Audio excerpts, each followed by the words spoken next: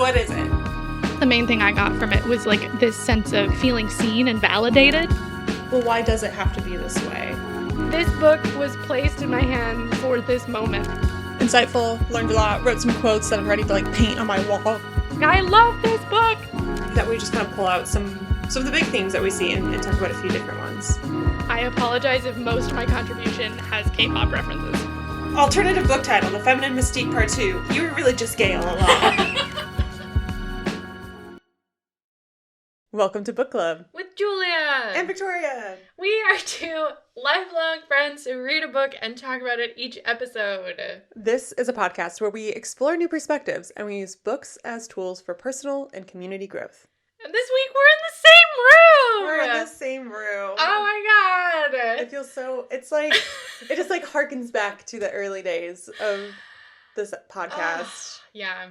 It's been like a year since we've recorded in the same space. Yeah. Victoria, we're using the old box. Victoria brought all of her recording equipment because that is how dedicated we are.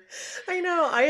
I typically travel pretty light if I'm flying places. Mm-hmm. I'm currently in Belgium. We should have said that. I'm in Belgium. We should have started with that. I did not go back to the States. Victoria came to see me. Yes. I'm visiting Julia. And this was one of the first times that I brought like a large personal item and a large carry-on on like a condensed international trip. And it was really weird, but I'm like, I need all my recording equipment. I need all my work stuff. I need all my books. Yes. Yeah. Which is what we're going to talk about today. Yeah. We're going to talk about traveling with books. Books and travel. How the two things inform each other and sort of integrate into each other in our own lives. Books as a form of travel, reading books while you're traveling, carrying books whilst traveling because that's kind of a logistical nightmare. Yeah. It's two of our favorite things. Books, obviously. Yeah. And travel. Yeah. Which I think we talk about here and there. Yeah. Especially as you've shared your experiences being in Belgium. We've talked about our times studying abroad at the same time as each other in England. And we even did an episode when I was extremely jet lagged after that was my last international trip. Whoa. It was like episode 6 of this podcast. Educated. That's like 3 years. It was a long time ago. That was summer 2019. Yeah. Almost 3 years ago. That just makes you a little sad, doesn't it? That just made me very sad. As someone who travels internationally like at least once a year, typically.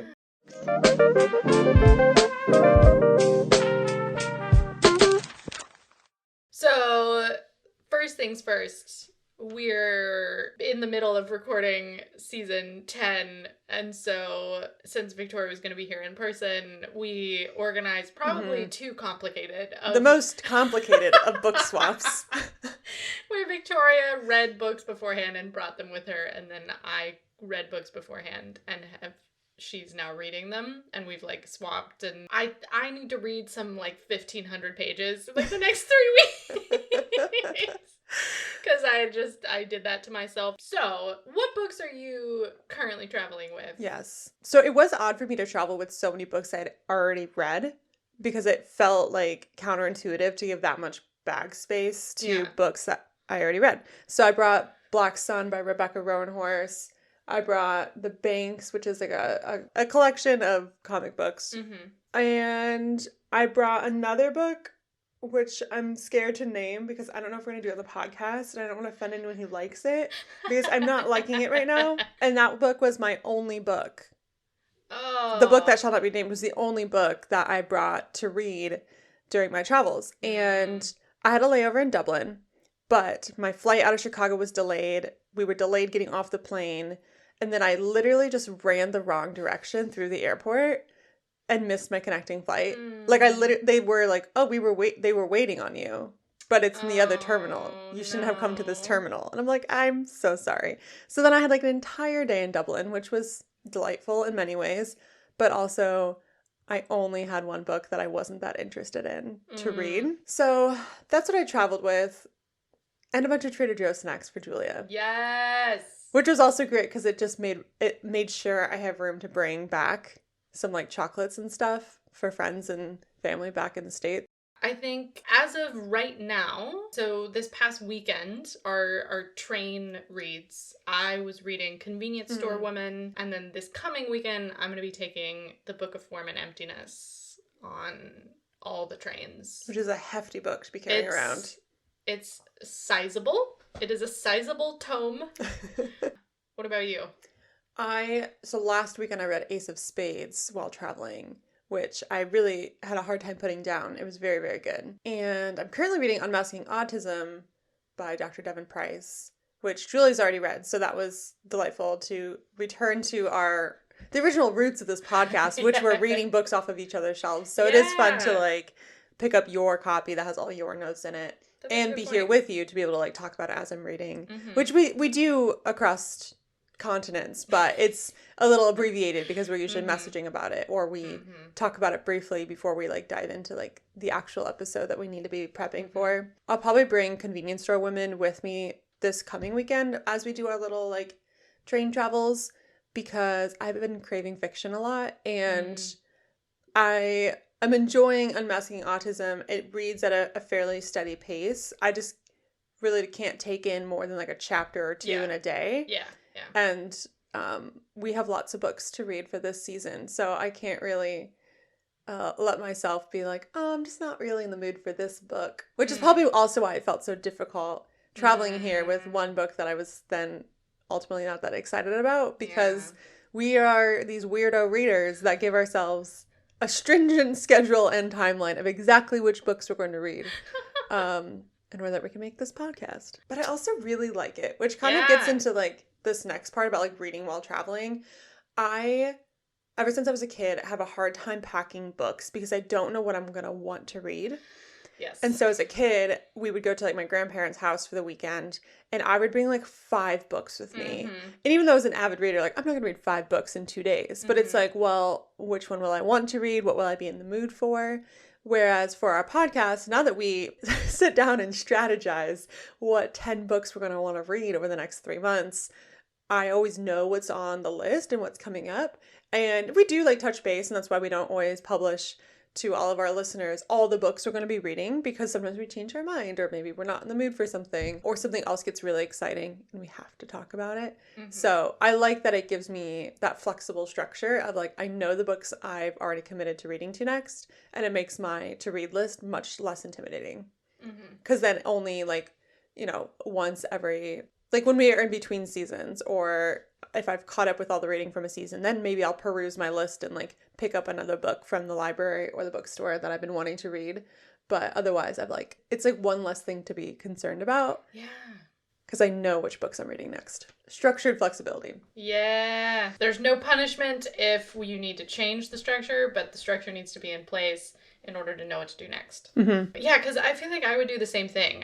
When I was a kid, I would bring like 3 books with me, because it's like, you never know.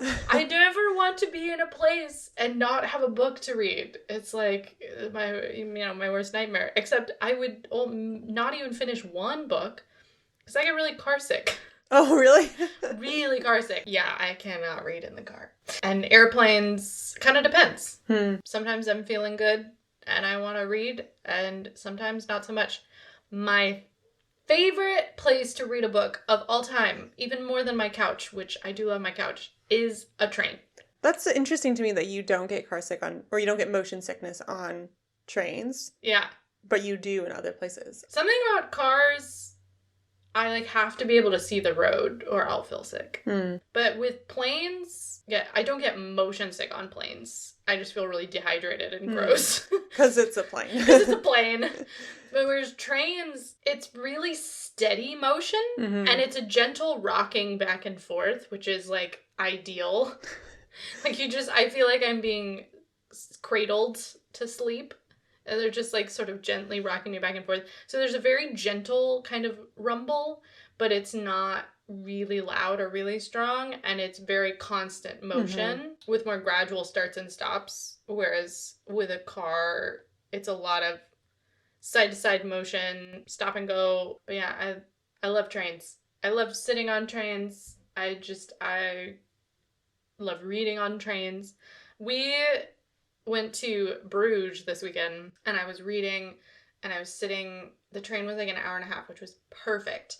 And I was like reading my book, and it was just like slowly rocking me to sleep. I felt so peaceful by the time we got home. I was like, I feel so good. I want to have a little snack and go to bed. I feel so great. So that is my ideal place to read a book. It is in motion on a train. I really enjoy reading while traveling, like physically traveling, like in the car, on trains. I especially love on planes, particularly if I'm doing like domestic flights and they're less likely to have like movies and fun stuff like that, because it's just like everything's turned off. Like no one can contact me. I'm not going to get like distracted. I can just like lose myself in a good book. And I also, really enjoy reading on trains for many of the reasons you talked about. I think I also get very like, I don't know, like romantic about travel.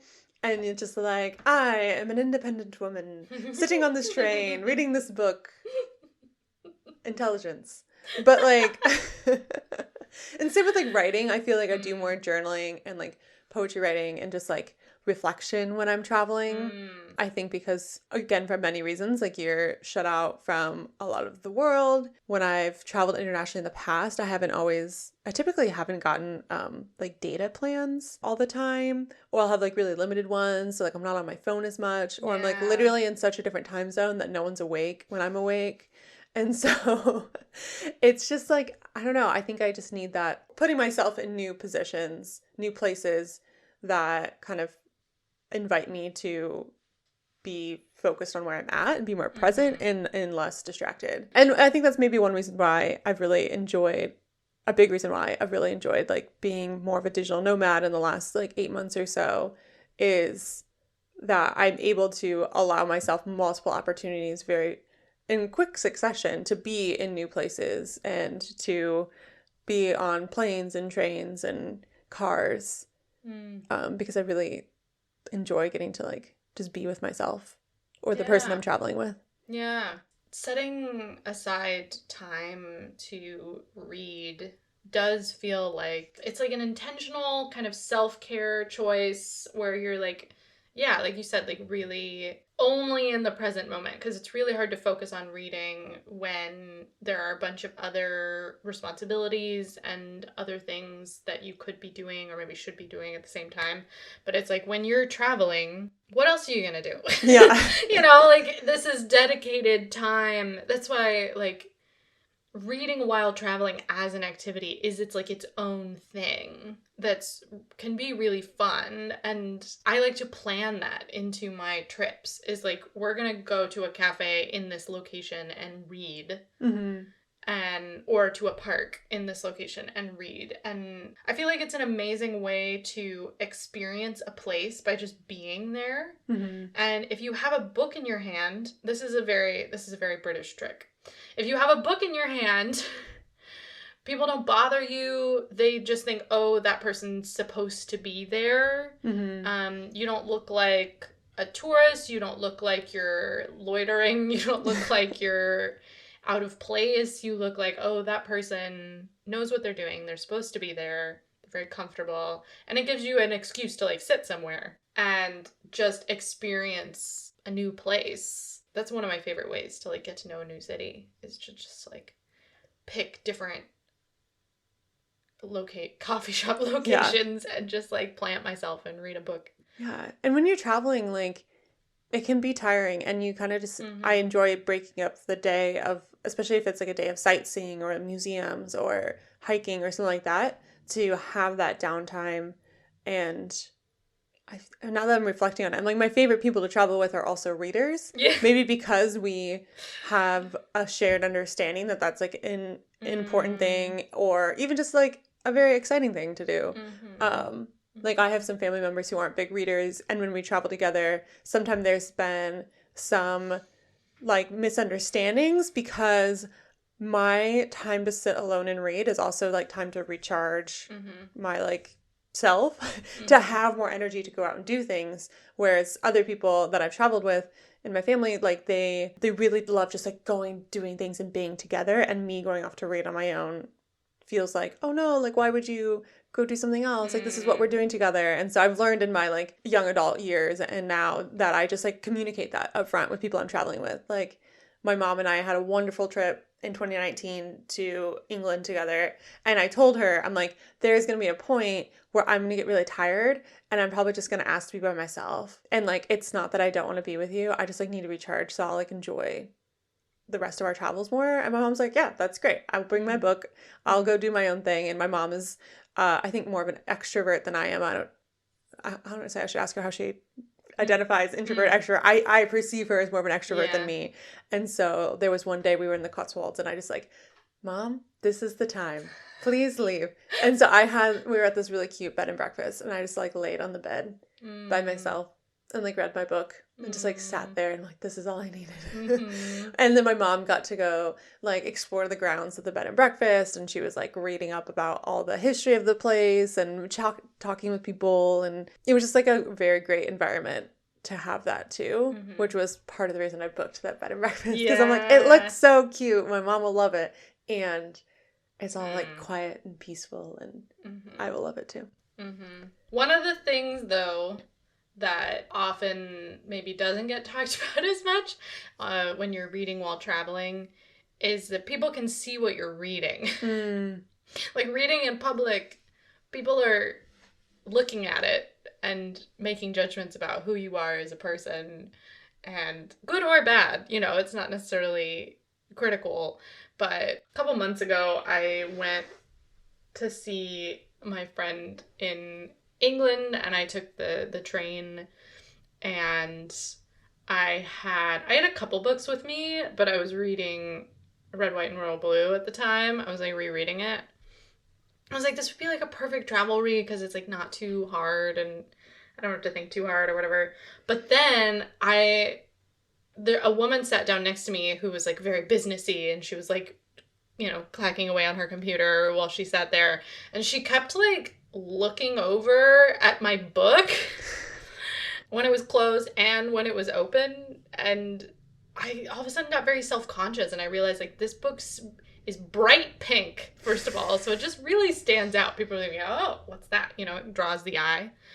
And also like people don't read romance novels in public very much, you know, either it's maybe on the beach, you know, it's like considered like a beach read, but I feel like, I don't know, you don't see people reading them like on commutes as much or on trains or whatever it is. And so I felt a little weird about it. Like, what judgments is she making about me?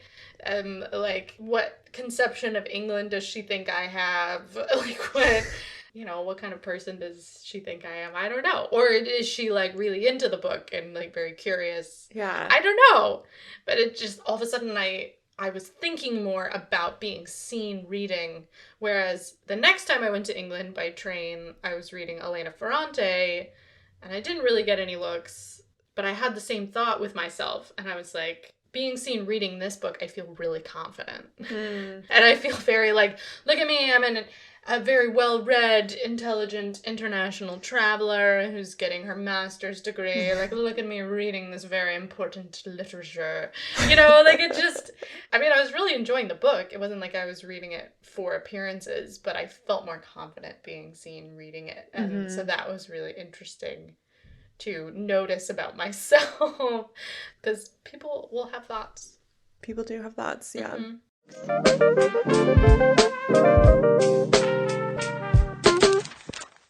So speaking of that B&B, you had a great story with that one. Oh, yes. So when I was traveling with my mom to London, I downloaded to my Kindle Portrait of a Lady by Henry James, which I had read before. And it is about an American woman who is traveling through Europe. And the first part of the book specifically takes place in England. And I was like, this will be a fun read because I really enjoy reading books about a place that I'm in. And even if it's not like the exact town, but it's like the same country, or like this was a very similar, is a young American woman going to England. So I was like, oh, okay, that'll be fun. And my mom and I checked into this bed and breakfast, and I mentioned I have some quiet time just to be by myself. And my mom goes and reads all about the place we're staying in. And so she tells me afterwards, when we like met up later in the evening, she thought it was so cool. And like the guy who, it was an old monastery that had been converted into a residential quarters at some point, and I'm forgetting the name of the dude, but he was some painter. And I'm like, oh, I actually kind of recognize his name. And she's like, yeah, and then like a bunch of other artists would come here. It was kind of like an artist colony kind of deal back in like the early 20th century. But the guy who owned the house died on the Titanic. And Whoa, it was like, what? I didn't know that. Yeah. And so then it was like left, like his, like he and his wife were, I believe, American. And so eventually she's like, okay, I'm like mourning and grieving my husband. I'm gonna sell the place and move. And so it changed hands a lot of times and ended up being this bed and breakfast. But among the list of people who stayed at this place was Henry James. Wow. And I didn't look into the exact dates to confirm whether or not he had stayed there before or during his writing of Portrait of a Young Lady. But it just like was really cool to be like, I'm in the exact building that Henry James had been in that might have influenced his writing about Americans abroad because he was living with Americans abroad. It was really great. It was like, it was so cool. It's a good book too. Maybe we should do it on the podcast someday. Yeah, I feel like I just got a lot of other books that I've intentionally read or incidentally read about places I was traveling to. When I was traveling in Malaysia, I picked up a book called Malaysia Bagus, Travels from My Homeland by Sharon Chia. And she's a journalist who went to like every state in Malaysia. And it's kind of like travel journalism meets like a memoir because she's reflecting on her own relationship to Malaysia. So it was fun to read, especially the chapters about the states that I particularly was traveling in as well. I read Comedy Sex God by Pete Holmes. It's also his memoir, and a lot of it, part of his life happened in Chicago, and now he lives in LA, and I was reading while I was in LA, so that was fun. Midnight at the Bright Idea Bookstore is set in Denver, which is like more specific of a place. I feel like so much of this is a tangent now, so much American literature is set in like New York, LA, or nameless place. And so when you have a very named and identified setting, and this book about Denver really had a lot of the geography of the area, the effects of gentrification in the city that like supplemented the storyline. That was fun to read while I was traveling to Denver for multiple work trips, like back to back. So anyways, I'm just a sucker for any book that's set in the place I'm in, especially like Chicago books. I'm like, oh my gosh, I know that. What about you? Do you read about places you travel to? I don't really read books about the place beforehand or while I'm there, typically. I usually get inspired to read books about places after I've been there, where I experience it and I'm like, oh, I want to learn more, or I want to go back. And I go back by reading. Or, once my intrigue has kind of been ignited, I guess that's when I want to read more about it. I typically do my research about a place by watching shows because I want to hear the way that they talk, and also I feel like it prepares me more for being in that place rather than reading. It is interesting in terms of international, living internationally, just the difference between England and Belgium, which like there shouldn't be that much, it's like Northern Europe. When I went to England for a year, my mom had sort of raised me on British media and books, and we watched a lot of BBC shows and we read a lot of British books. And so I literally wrote an essay for a scholarship application about how excited I was to go there because I had been raised on British media and I felt like I was already at home there, and it got me the money. So thanks, Mom, for getting my housing paid for. But it was true when obviously England was of course more complex than I had anticipated, but I did feel very at home there, and there was a lot of things that I already understood. Whereas moving to Belgium, I literally knew nothing. I had not read a single Belgian book, or I had watched one Belgian TV show, but it was about teenagers and it was set in Brussels. So they spoke like this weird mix of Dutch and French. I don't know. It wasn't that helpful. So I was not adequately prepared or really knew what to expect at all from, Belgian culture, especially Flemish culture, which is very distinct. It was much more of a culture shock, I think. But also coming in fresh, maybe you have fewer expectations. I don't know. Yeah. It is hard to, like, coming in with some expectations can be helpful if it is also, research and just, like, generally understanding things. But like you said, there are surprises when you go somewhere. And I think for me, I was not at all concerned about culture shock when I lived in England briefly. And so I think it hit harder than when I've traveled other places where I'm, like, preparing myself a lot. And I remember I've just been pleasantly surprised in other travels when, like, oh, like, I thought this was going to be really different, and it is really different because it's a different culture and I'm learning a lot, but it actually, like, the shock didn't hit my body in the same way as it did. I also have only traveled for weeks at a time versus when I was in England, I was living there for months at a time, so different experiences all around. But like I mentioned, it's been quite a while since I've traveled internationally. I've been traveling a lot domestically this past year, which has been really, really enjoyable, with a brief day in Mexico, but otherwise in the States. And it made me think a lot about how I was using reading as a way to, like, enhance my travels recently, whereas I think in the previous years it's been, like, to replace the travels I couldn't do. So a lot of the reading I was doing during the pandemic, especially things that were set in other places, like, I know Elena Ferrante is not, like, light reading by any means, but I did feel like, oh, I'm traveling to Naples now. Like, I'm getting an experience of what Naples is like, back in, like, the 60s and 70s, but that was, like, an enjoyable escape. And one of the first books I was reading when the lockdowns hit was based in Chicago and in Paris. So the characters were in both places and, like, traveling.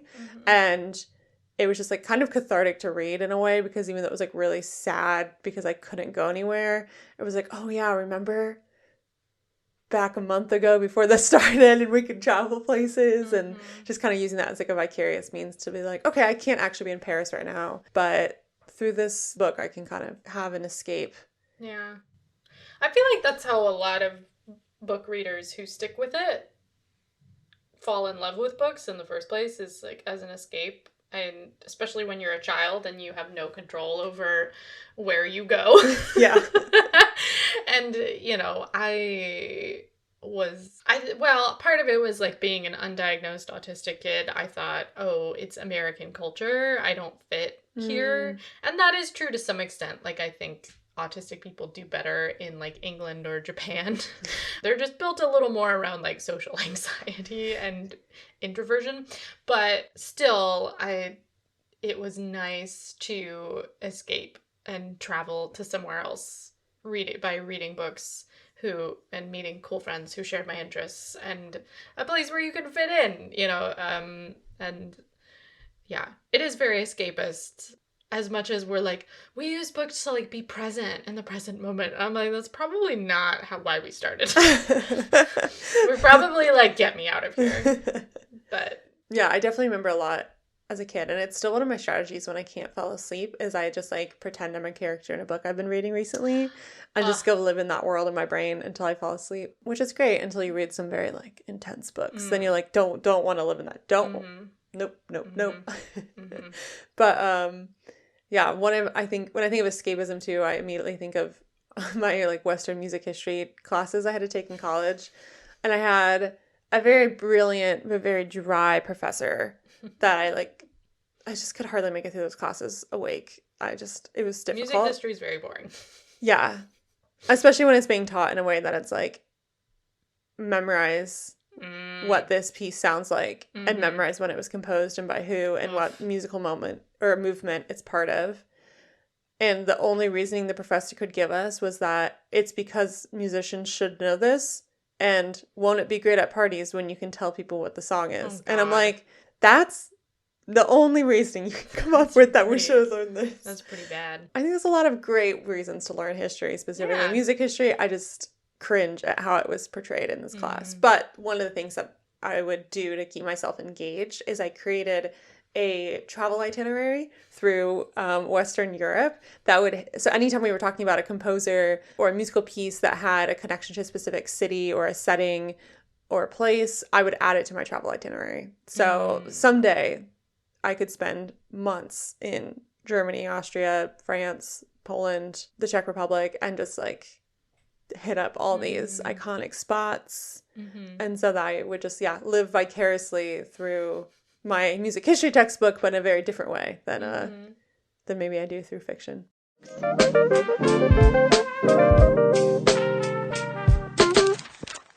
The last thing that I was thinking of related to traveling with books is like a lot of the traveling with books that I've done in the last couple of years has been transporting books I own strategically from place to place in order to keep some in different locations, like depending on where I'm living, you know? There's always the complete libraries at my parents' house, and then I always have something with me, and then I'm constantly like flying with books to give them to friends or whatever, you know, bringing them in a backpack when I drive down to LA, or you know what I mean? Or knowing that even the exchange that we're doing now of like, okay, you're gonna take some of the books off my shelf that I will eventually get back, but now I don't have to take them back to the United States. Yeah. You're doing that for me. And, you know, doing the math in your head of like, okay, I have this much room in my bag. I'm going to pack these books and I'm going to put them there. And then on the way back, I'm going to grab these books because I want them now at my home. And it's like a whole kind of, maybe that's just part of being a book lover who doesn't have one home spot. You called it like a roving library, and I feel like that's very apt. Yeah. Or it's just like, I want them all with me, and I want the experience, because it doesn't feel like a home if I don't have my little pile of books with me. And I love my little collection that I've got here. I'm really happy with all of them, and I'm like, I have no idea where they're gonna go. I have no idea how they're getting back. Yeah. I'll have to smuggle them in different people's suitcases over the course of a year. So, yeah. Yeah.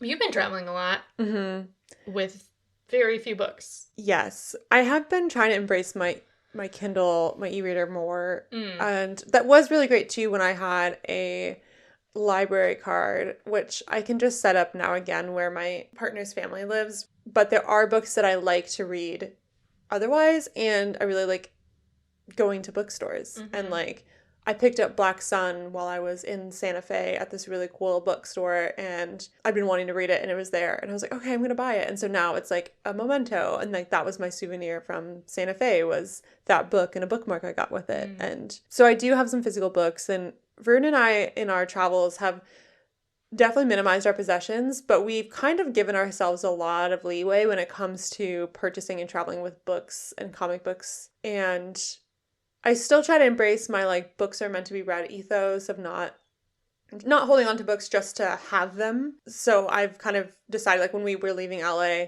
the Airbnb we'd been staying at had a bookshelf. And so I left books that I had finished and that I didn't anticipate wanting to reread or send to someone. There was a book I read, and the setting was a place that my friend grew up in, and I was like, oh, I think you'd really love this book. Let me just send it to you. And that way it's like, okay, it's one less book for me to have. She's excited about it because it's from her hometown, and we can talk about it later. I don't have to own it. You know, like it can just be out there. And then I do have books in storage at my parents' house, and more recently books at my partner's parents' house, because that's just where we end up. And so then I leave the books there on his bookshelf. So I do also kind of have like the books everywhere approach. And on days that my partner and I are like dreaming about having a stationary place, which we quickly get rid of that idea because we still really like traveling. Yeah. We are just talking about the library we're gonna have and the board game room. It's gonna be like a both and so like in my mind it's just like floor to ceiling bookshelves. Half the room has like all the board games, and there's like a dry bar so you can like mix your drinks, and a really solid, awesome board game table that has like leaves you can add, so it can be different sizes. And then the other side of the room has like a nice chase lounge by the window. and it's the reading nook. Wow. And ideally there's a fireplace. But Yeah. then I'm like, we like to travel. We don't yet want to have our own place. But someday we will. Mm-hmm. And that's maybe when the library pieces will all come back together. Yeah. They will be reunited. Oh, man. I'm really excited to be in this room that you're describing. Me too. It sounds great. We have like it's like a studio apartment. It's supposed to be a 1-bedroom, but we made the bedroom the game room and library. Something like that, yeah. Or like you have no other furniture in this home. It's like just, this is where we spend all our time. We're sleeping on like yoga mats on the floor in the corner of this empty bedroom, but the game library is this room. Gorgeous. Yeah. Oh, that sounds awesome.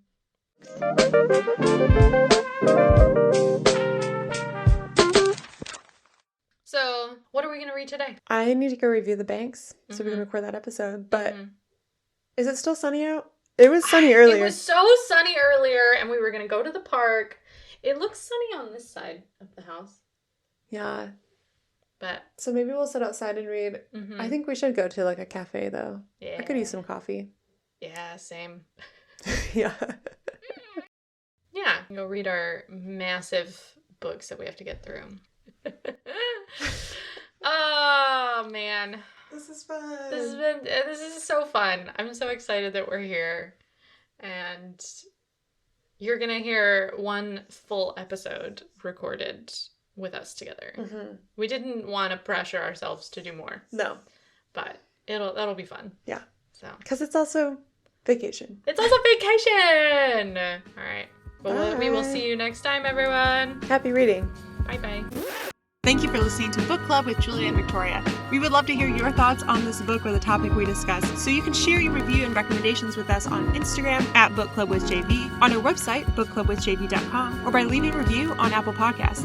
You can also visit our website for show notes with links to all of the recommendations and the things bringing us joy. If you don't already, go ahead and follow us on whichever podcast platform you are listening on so that you can be notified when our next episode is released. This episode was co-hosted and produced by myself, Victoria Bruick, along with Julia Clausen. Rebecca Gasme provides us with project management support. Our music is composed by Greg Bruick, and our logo was designed by Gabby Fabland. Until next time, happy reading.